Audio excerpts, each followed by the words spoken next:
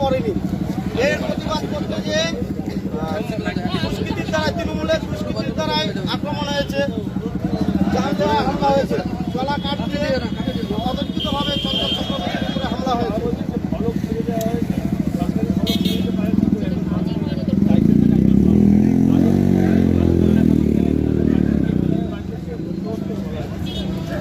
গ্রামের বাড়িতে যে চোর বলা হয়নি, যেখানে কাজ হয়েছে সেখানে যে আমাদের পঞ্চায়েত সমিতির সহকারী সভাপতি চঞ্চল চক্রবর্তীর উপরে তৃণমূল আশ্রিত গুন্ডা অরবিন্দ সন্ন্যাসী অতর্কিতভাবে হামলা করে, যেটা হচ্ছে তোমার চালা কাঠ দিয়ে ওনার উপর হামলা করা হয়।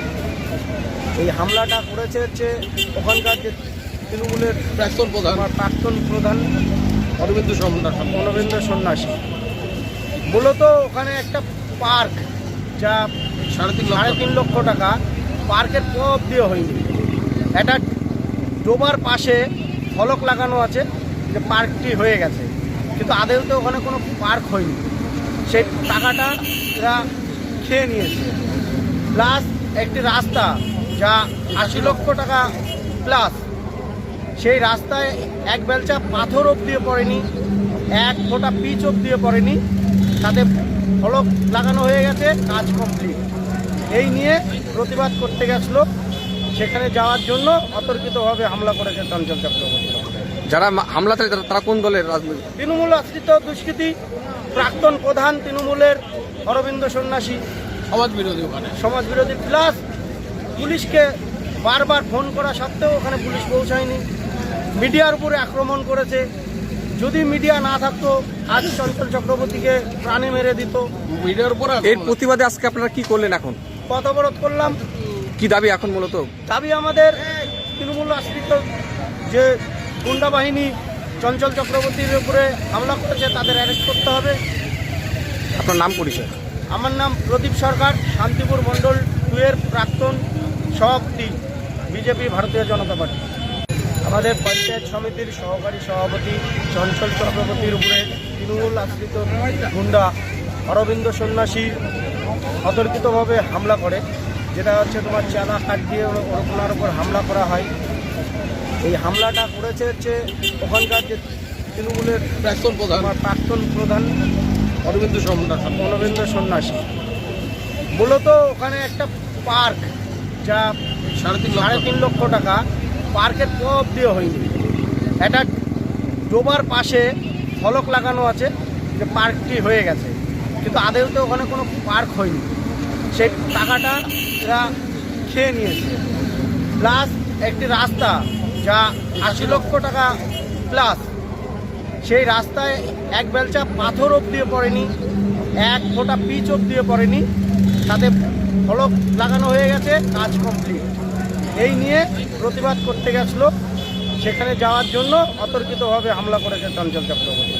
যারা হামলাকারী তারা কোন দলের রাজনীতি? তৃণমূল আশ্রিত দুষ্কৃতী, প্রাক্তন প্রধান তৃণমূলের অরবিন্দ সন্ন্যাসী, সমাজবিরোধী। প্লাস পুলিশকে বারবার ফোন করা সত্ত্বেও ওখানে পুলিশ পৌঁছায়নি।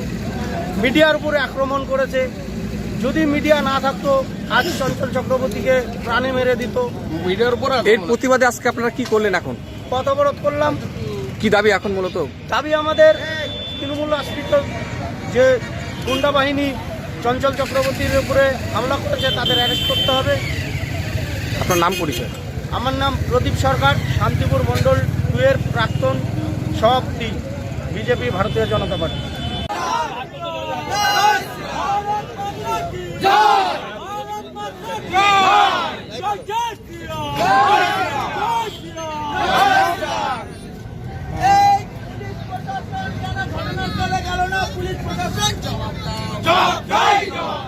চঞ্চল চক্রবর্তীর ওপর হামলা হলো কেন? পুলিশ প্রশাসন জবাব দাও। এই চঞ্চল চক্রবর্তীর ওপর হামলা হলো কেন? পুলিশ প্রশাসন জবাব দাও। জবাব তোমায় দিতে হবে। জবাব তোমায় দিতে হবে। জবাব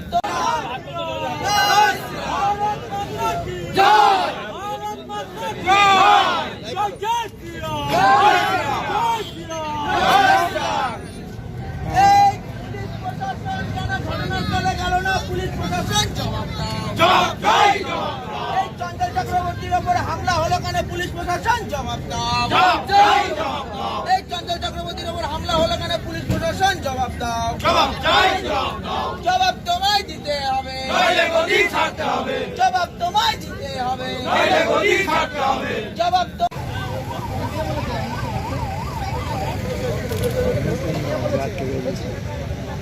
বিজেপি বিজেপি বিজেপি বন্দে বন্দে এই চঞ্চল চক্রবর্তীর ওপর হামলা হলো কেন পুলিশ প্রশাসন জবাব দাও এই তৃণমূলের দুর্নীতির প্রতিবাদ করতে গিয়ে চঞ্চল চক্রবর্তীর ওপর হামলা হলো কেন পুলিশ প্রশাসন জবাব দাও জবাব তোমায় দিতে হবে জবাব তোমায় দিতে হবে বারবার ফোন করা সত্ত্বেও পুলিশ প্রশাসন গেল ঘটনাস্থলে গেল না পুলিশ প্রশাসন জবাব দাও এই তৃণমূলের দুর্নীতির বিরুদ্ধে চঞ্চল চক্রবর্তী কিন্তু হলফনামা নিয়ে গেছে একটু পর যদি হয় এবার হলফনামা নিয়ে গেছে সেইখানে গিয়ে আমাদের বিজেপি নেতা সহকারী সভাপতি চঞ্চল চক্রবর্তী সেইখানে জবাব তোমায় দিতে হবে জবাব তোমায় দিতে হবে জবাব তোমায় দিতে হবে দুর্নীতির প্রতিবাদ করতে গিয়ে চঞ্চল চক্রবর্তী হামলা হলো কেন পুলিশ প্রশাসন জবাব দাও জবাব তোমায় দিতে হবে এই তৃণমূলের দুর্নীতির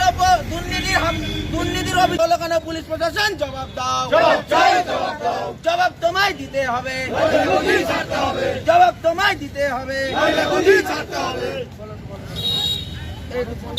হলো কেন পুলিশ প্রশাসন জবাব দাও জবাব তোমায় দিতে হবে জবাব তোমায় দিতে হবে